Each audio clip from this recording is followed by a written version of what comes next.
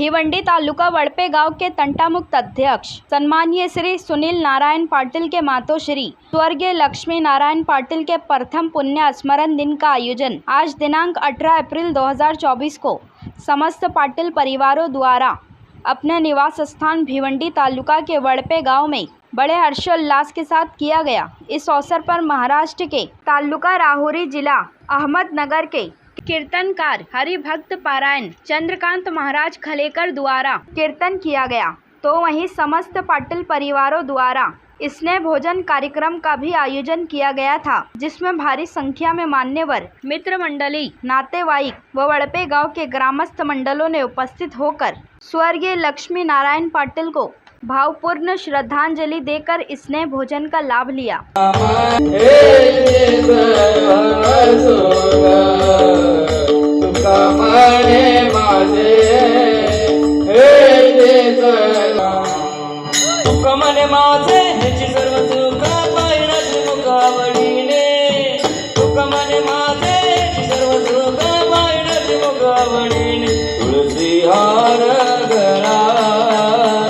कासे पीतांबर तुळसी हार गळा कासे पीतांबर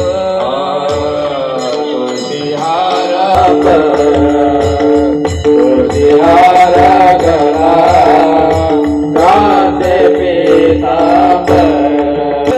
कासे पीतांबर एवढे निरंतर सिद्धाना तुळसी हार गळा कासे पीतांबर एवढे निरंतर हार गळा तो हा माधव बरवा तो हा विठ्ठल बरवा बरवा तो हा विठ्ठल बरवा बरवा बरवा तो हा माधव बरवा तो हा विठ्ठल बरवा बरवा तो हा विठ्ठल बहुता सुकृताची जोडी म्हणून विठ्ठली आवडी तो हा विठ्ठल बरवा बरवा तो हा विठ्ठल बरवा म्हणून विठ्ठली आवडी तो हा विठ्ठल बरवा तो हा विठ्ठल बरवा तो हा माधव तो हा विठ्ठल बरवा तो हा माधव बरवा तो हा विठ्ठल बरवा तो हा माधव बरवा तो हा विठ्ठल बरवा तो हा माधव बरवा तो हा विठ्ठल बरवा तो हा माधव बरवा तो हा विठ्ठल बरवा बरवा तो हा विठ्ठल बरवा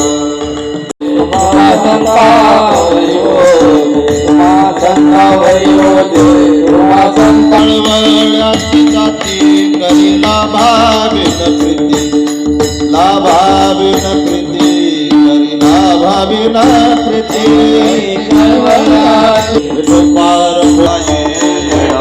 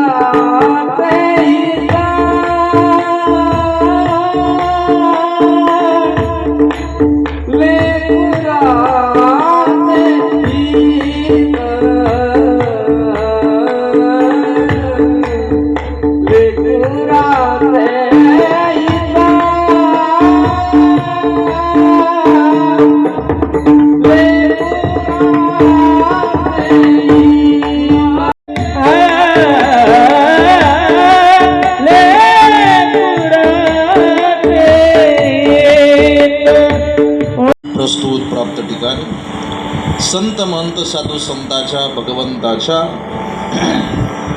पदस्पर्शानं पावन झालेली भूमी, मुक्काम पोस्ट वडपे, तालुका भिवंडी, जिल्हा ठाणे.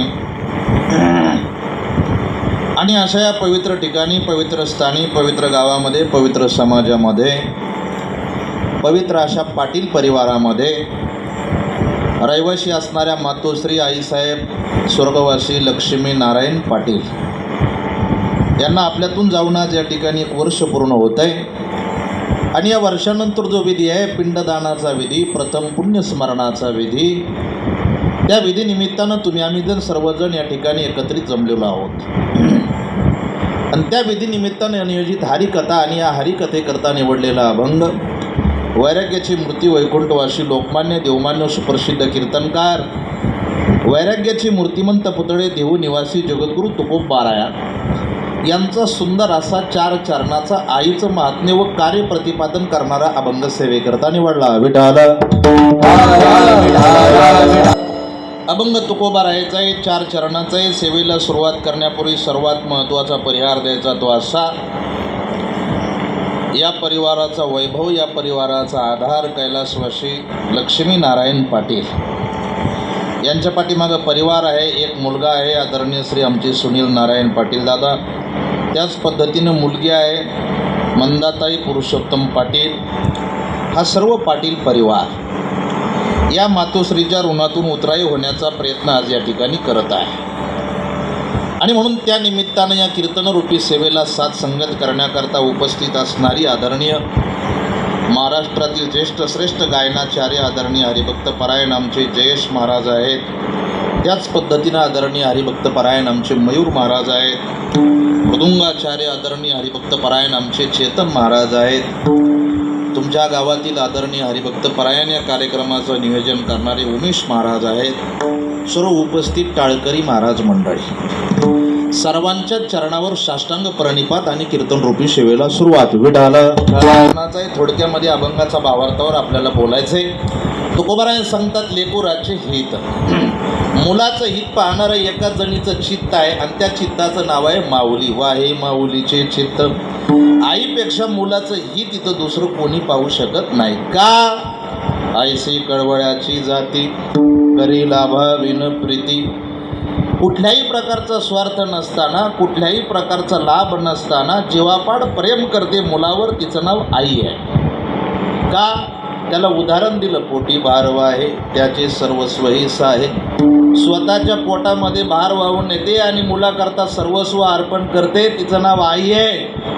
आणि त्या आईची उपमा आम्ही त्या ठिकाणी संतांना देतोय. तुका म्हणे माझे तुम्हा संतावरी ओझे, ऐसी कळवळ्याची जाती, करी लाभाविन प्रीती. अभंगाचा भावार्थ कीर्तनाला सुरुवात. विडाल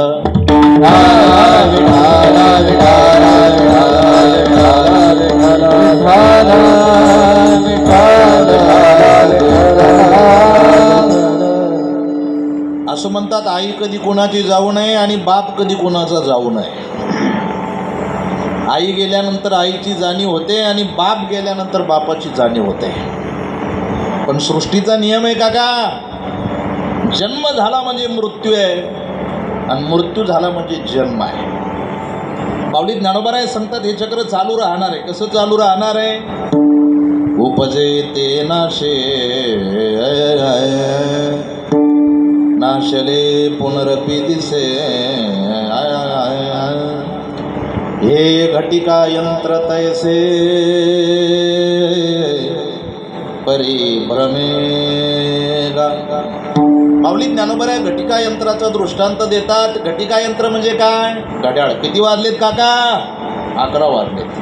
परत 11 वाजणार नाही का? वाजणार आहे, पण रात्रीचे वाजणार आहे. दुपारी 12 वाजता विचारा, किती वाजलेत काका? 12 वाजलेत. परत 12 वाजणार नाही का? वाजणार आहेत, पण रात्रीचे वाजणार आहे. हे जसं घटिका यंत्र आहे. दिवस उगवला म्हणजे मावळणार आहे आणि मावळलेला दिवस दुसऱ्या दिवशी सकाळी उगवणार आहे. त्या पद्धतीनं जन्म झाला म्हणजे मृत्यू होणार आहे. जन्माला आलं की मरावं लागतं आणि मेलं म्हणजे पुन्हा जन्माला यावं लागतं. जगद्गुरू शंकराचार्य वर्णन करतात, पुनरपि जननम पुनरपि मरणम पुनरपि जननी जठरे शयनम या संसारे खलदुस्तारे. पुन्हा पुन्हा जन्माला येणे. नाही तर बघा, किती वेळा जन्मायावे किती व्हावे भक्त. नित्य वावे भरित, नित्य वावे भरित, वावे भरित. किती वेळा जन्मा यावे आणि नित्य हवा येत नाही का इथं? हवा येते का? मलाच एकट्याला येत नाही वाटतं. त्याचं तोंड माझ्याकडे पण तरी आहे ना त्याची माझ्यापर्यंत. चला असो, हे नशीब आहे म्हणायचं, ज्या त्याचं प्रारब्ध आहे. चला द्या इकडं लक्ष. नंबर आहे, अजून एक ओवी देतात त्याला बघा. देहाची या गावा जन्म मृत्यूची या सोहळीया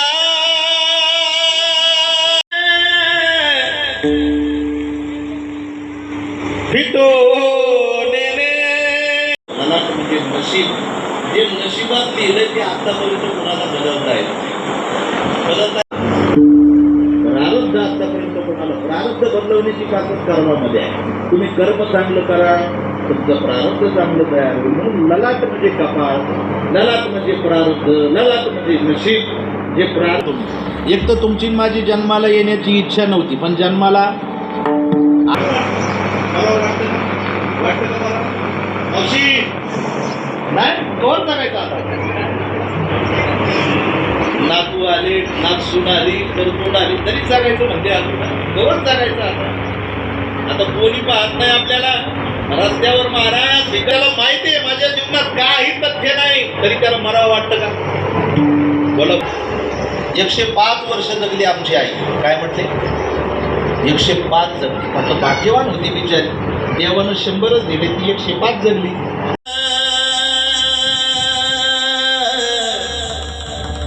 एक ना एक दिन बदलना पडेगा, मौत जब तुझी को आवाज देगी,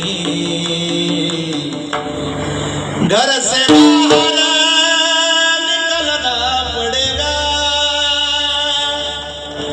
भगवंताचं बोलावणं आल्यानंतर महाराज गाडी, बंगला, धन दौलत, खरं सांगा तुम्ही, नाही तर बघा तुम्ही गोड वर्णन आहे. धनानी भूमो पश्वश्य गोष्टे भार्या गृहीद्वारी जन स्मशाने निहर्षितायां परलोक मार्गे कर्मानुभोगच्छती जीव एका. धन कमवणं कुठपर्यंत आहे? धन बँकेत राहणार आहे. खरंच सांगा मावशी, सोनं नाणं कमवलं तुमच्या उपयोगीचं आहे का? आता तुमच्या ह्या मुंबई, कल्याण इकडच्या भागामध्ये सगळ्यात जादा महिला मंडळांना आवड कशाची? बोला की सोन्याची. खरं सांगा, खोटं बोलू नका. खोटं बोलाल तर मराला 11 12:30 वाजेपर्यंत.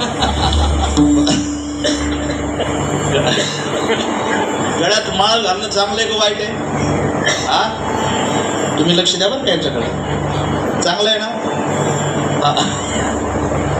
आणि गळ्यात सोनं घालणं चांगलं आहे का वाईट आहे? हा, वाईट आहे. त्या काढून इकडं. वाईट म्हणायचं गळाभर घालायचं पुढं जमतं का? बरं चला, कीर्तन संपलं, तुम्ही घरी जायला निघाल्या. जाता जाता रस्त्यात रामाची मूर्ती पडलेली आणि रावणाची मूर्ती पडलेली. दोन्ही मूर्त्या दगडाच्या आहेत मावशी. तुम्ही कोणती उचलणार?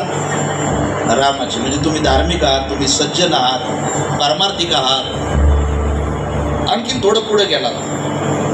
पुढे गेल्यानंतर परत रस्त्यात अजून एक रामाची आहे आणि साईडला काट्यात रावणाची. पण रस्त्यात पडलेली रामाची दगडाची आणि काट्यात पडलेली रावणाची सोन्याची. आता कोणती उचलणार? रामाची. अहो 100 रुपये घेऊन मतदान करणारी माणसं आहे आपण. मतदानाचे पैसे सोडित नाही लोक. बरं जाऊ दे, चला. मला तुमच्या सुनील पाटलांनी फोन केला, खळेकर महाराज 18 तारखेला सकाळी 10 ते 12 कीर्तन करायचे, आमच्या आईचं पुण्यस्मरण आहे, जमल का? मी म्हटलं थांबा, तुम्हाला डायरी पाहून फोन करतो. पाटलांचा फोन ठेवला आणि मला पुण्यामधून फोन आला नाही समजा, आला नाही समजा, आला समजा. पुण्यावाले म्हटले, खळेकर महाराज 18 तारखेला सकाळी 10 ते 12 अमुक अमुक आमदार साहेबांचा वाढदिवस आहे. आपल्याला कीर्तन करायचंय, जमल का? मी म्हटलं हे बघा, मला भिवंडीवरूनही फोन आलाय आणि तुमचाही फोन आलाय, मला एक 10 मिनिटाचा वेळ द्या, मला कोणता कार्यक्रम परवडतो त्याच्यावर मी तुम्हाला सांगतो. ते म्हणले परवडायचा विचार करू नका, वाढदिवस आमदार साहेबांचा आहे आणि आमदार साहेब तुम्हाला ₹1,00,000 देणार आहेत. आता मला सांगा, मी लाखावाल्याला फोन करीन का 35 वाल्याला करीन? लाखावाल्याला. तुम्ही रामाची मूर्ती उचलणार ना, तुम्ही झाल्या संजय, मी झालो आमदार. येतो संपत्तीचे वारे, साचो का रे जाई. संपत्ती किती कामवा, सोनं नाणं किती कामवा महाराज. बांधोनिया देती यमाची हाती, भूषणिया घेती काढून. संपत्ती इथंच राहणार आहे. आता तुम्ही सांग, जमीन घेतली आपण, जागा घेतली, आता तुमच्या सिटीमध्ये प्लॉट घेतले तुम्ही, प्लॉट आपल्या उपयोगीचे आहेत का? आपण मेल्यानंतर कुठं जाणार आहे? मशानभूमी. मग प्लॉट आपल्या उपयोगीचा आहे का? आपल्या उपयोगीचं काय? मशानभूमी. म्हणजे आपण येडे, आपण प्लॉट घेऊ तर मशानभूमी घ्यायची ना.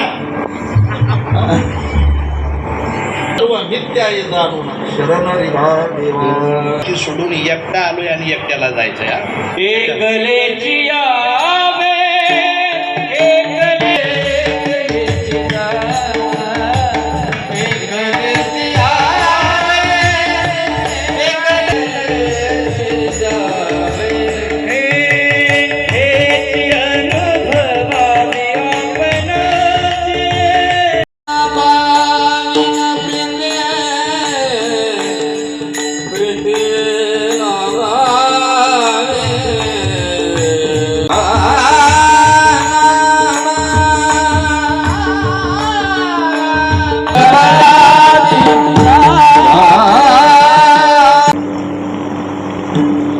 ऐसी कळवळ्याची जाती करे महाराज. एखाद्या मुलाचं दवाखान्यामध्ये डिलिव्हरी पेशंट आहे, डॉक्टर म्हणतायत एक तर आई वाचेल नाही तर मुलगा वाचेल. मुलगाच वाचू द्या, आई जाऊ द्या.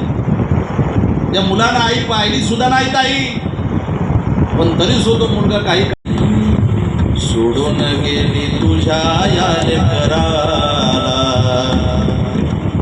कोण वागेल तुझ्या या बाळाला. मानव कोण दानव कोण कळे नाही मला, जिकडे तिकडे पाहतो तो बहुमान पैशाला. सोडून गेली तुझ्या या लेकराला, कोण वागेल तुझ्या या बाळाला. कुणाचा मामा, कुणाची मावशी, कुणाची बहीण ग, आई विना या जगतात दुसरं कोणी नाही ग. कुणाचा मामा, कुणाची मावशी, कुणाची बहीण ग, आई विना या जगतात दुसरं कोणी नाही ग. सोडून गेली तुझ्या या लडक्याला, कोण वागेल तुझ्या या बाळाला. कशाला गेली आई तू स्वर्गाला, कोण वागेल तुझ्या या बाळाला, कोण वागेल तुझ्या या बाळाला. आई गेली का मग आई 90 वर्षाची आई असू द्या आणि 70 वर्षाची लेक असू द्या, पण माय लेकीचं प्रेम सुद्धा जगा वेगळं असतं काका. तुम्ही बघा, महिला मंडळ तुमची कुणाकुणाची आई जिवंत आहेत माहेरामध्ये, हातवर करा बरं. आई वडील 3 4 5 6 आई तुमची आई आहे, त्या मागच्या तुमची आई आहे काय? तुमची पण आहे आई. वा. बघा तुम्ही, कुणाचं वय 45 असेल, कुणाचं 50 असेल, घरात वय असेल, बरोबर ना? पण ऐका बार काय, माय लेकीचं प्रेम सांगतो आणि माझ्या सेवेला पूर्ण विराम देतो. आईचं प्रेम सांगायचंय मला 7 ते 9 कीर्तन करायला जायचं थेट इंदापूरला, बारामती इंदापूरला. ट्रॉफिक जर लागली तर मग लय अवघड आहे. नको म्हटलो होतो मी, ग्रामसेवक साहेबांना नको म्हटलो, नंतर सुनील साहेबांना नको म्हटलं. ते म्हटले महाराज या राव, या तुम्ही, तुम्हाला यावं लागेल. एक 5 मिनिटामध्ये लक्षपूर्वक ऐका आईचं प्रेम काय असतं. 90 वर्षाची आई आजारी आहे, फक्त पाणी घेते आणि एवढी एवढी भाकर खाते. 4 पोरं आहेत तिला आणि एकच पोरगी आहे. पण 90 वर्षाची आई महाराज एका जागेवर पडू नये, तोंडात एकच शब्द पुटपुटते. मुलं म्हणतात आई तुला दवाखान्यात नेऊ का, आई तुला खायला काही वेगळं आणू का, आई तुला पेढे आणू का. पण आज 90 वर्षाच्या आईच्या तोंडातून एकच शब्द निघतो, ते म्हणते, 90 वर्षाची आई म्हणते माझ्या ताईला बोलावून घ्या रे. 2 शब्द आनंदानं बोलते तिच्या बरोबर. 90 वर्षाच्या आईचा निरोप तुमच्यापर्यंत येतो, 60 वर्षाच्या लेकीपर्यंत येतो. 60 वर्षाची लेक माहेरामध्ये काम करत असते, मेसेजद्वारे, पत्राद्वारे, फोनद्वारे 60 वर्षाच्या लेकीला निरोप पोहोचतो, आके आई आजारी आहे तुझी पोरी. परत आई गेली तर आई पाहायला भेटणार नाही पोरी, जा भेटून आईला. एवढं पत्र वाचते. 60 वर्षाच्या लेकीच्या डोळ्यातून खडकन पाणी येतं, हातातला जाडू खाली टाकते आणि मनातल्या मनात म्हणते आग लागो त्या सासरच्या कामाला, माझी आई गेली तर मला परत आई पाहायला भेटणार नाही. आज सासरची कुणाची परवानगी नाही आहे. त्या साडीवर बिगर चपलापची आमची आई त्या वडप्याच्या स्टँडवर पोहोचते. तिचं माहेर महाराज कोणतं तरी गाव असेल, त्या गावामध्ये उतरते. पण गावात उतरल्यानंतर अगोदर विचार करते, 90 वर्षाच्या आईच्या मुखात एकही दात नाही, तिला दुसरं काही खाता येत नाही, म्हणून ती पेढे घेते आईला खायला. माहेरचं घर असं 1 किलोमीटर लांब आहे. 60 वर्षाची लेक, उन्हाची महाराज 44-45 डिग्रीचं तापमान आहे, पायात चप्पल नाही, पण चटके बसत नाही, कारण डोळ्यासमोर आई दिसते. धावत धावत धावत निघते महाराज. आपल्या भावाची पोरं लहान आली आहेत, तुमच्या भावाची पोरं तुम्हाला बघतात आणि भावाची पोरं तिकूनच पळत आडवी येतात आणि आरडतात, ए आत्याबाई आली रे, आत्याबाई आली रे. कितीतरी महिलांच्या जीवनात हा प्रसंग येत असेल, आत्याबाई आली रे. पिशवीतून बिस्किट पुढे काढावे, पोराच्या हातात द्यावे. तोपर्यंत तुमच्या मोठ्या भावाची मुलगी 12वीला जाते कॉलेजला जाणारी भावाची मुलगी 90 वर्षाच्या आजीजवळ जाते आणि आजीला हलवते. अशी आजीला म्हणते, आजे तुझी लेक आली तुला भेटायला. 90 वर्षाची म्हातारी 8 दिवस झाले उठून बसली नव्हती का गा. फक्त शब्द कानावर पडतो, तुझी लेक आली तुला भेटायला. म्हातारी ताडकन उठून बसते, नुसती उठून नाही बसत, ताटकन उभी राहते. उभी नाही राहत, टोपल्याकडे धाव घेते. तुमच्याकडे माहिती नाही मला, पण आमच्याकडे महाराज टोपल्याकडे धाव कशा करता घेते, एवढा एवढा भाकरीचा तुकडा घेते, तांब्याभर पाणी घेते आणि 60 वर्षाच्या लेकीला म्हणते, पुरी थांब जरा बाहेर. आज 90 वर्षाची आई 60 वर्षाच्या लेकीच्या डोक्यावरून भाकरीचा तुकडा ओवाळते, तांब्याभर पाणी खाली फेकून देते. हाताला सुरकुट्या पडलेल्या आहेत, लटलट कापतायत. आज 90 वर्षाची आई ती सुरकुट्या पडलेल्या हात 60 वर्षाच्या लेकीच्या गालापर्यंत नेते का. 90 वर्षाची आई 60 वर्षाच्या लेकीच्या गालावरून हात फिरवते. एकदा आई गेली का कोटी रुपये खर्च करा, हे प्रेम परत पाहायला भेटत नाही का. एकदा आई गेली, तुम्ही कुणाचाही हात असू द्या, पण जो मायेचा हात आहे आमच्या आईचा, तो परत पाहायला भेटत नाही काका. हे आम्ही कीर्तनकार मंडळी, मला 17 वर्ष झाली काका या क्षेत्रामध्ये.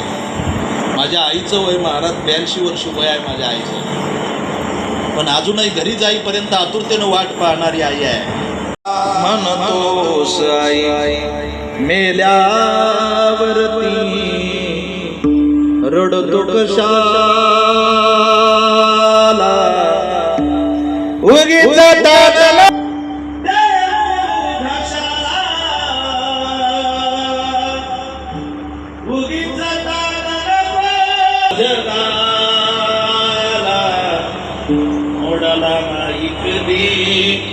रुपया तुझाला मोडला नाही कधी रुपया तुझाला मी तुझ्यासाठी जीवन जाळले रे बाळा तुने नाही पाणी पाहिजे मी तुझ्यासाठी जीवन जाळले तुझ्यासाठी जीवन जाळले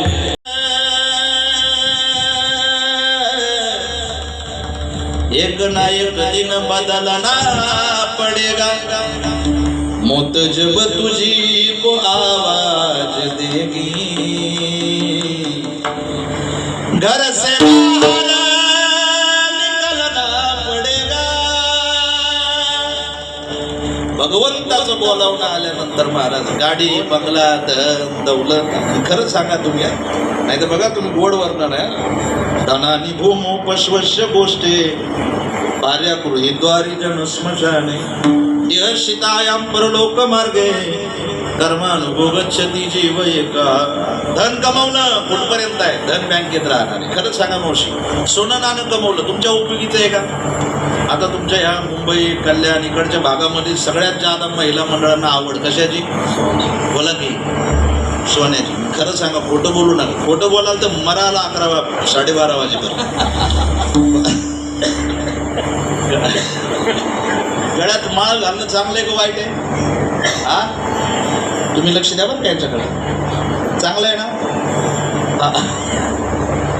आणि गळ्यात सोनं घालणं चांगलं आहे का वाईट आहे हा वाईट आहे त्या काढून इकडं वाईट म्हणायचं गळाभर घालायचं पुढं जमतं का बरं चला कीर्तन संपलं तुम्ही सोडून गेली तुझ्या या लेकराला कोण वागेल तुझ्या या बाळाला